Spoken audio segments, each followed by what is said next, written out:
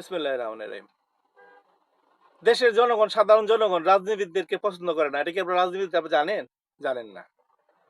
আপনাদেরকে যে সামনে দিয়ে সালাম দেয়, পিছন দিয়ে যে আপনাদেরকে অ্যা মানে তুলাধুলা করে ফেলে জনগণ, আপনি জানেন? জানেন না। কি বললেন? মঞ্জুর আহসান মুন্সী, একজন প্রভাবশালী এবং সিনিয়র রাজনৈতিক ব্যক্তিত্ব। কি বলে ফেললেন?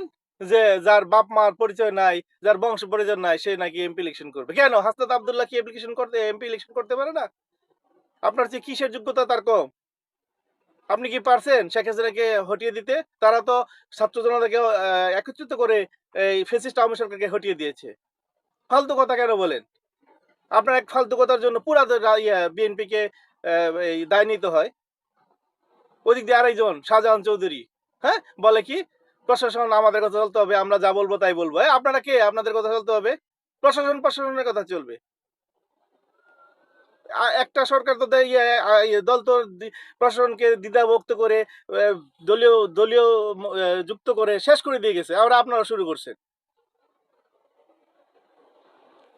কথা বলার সময় মুখে মিটার লাগে কথা বলবেন। কি ধরনের ফাজলামো কথা? যে প্রশাসন আপনাদের কথা চলবে।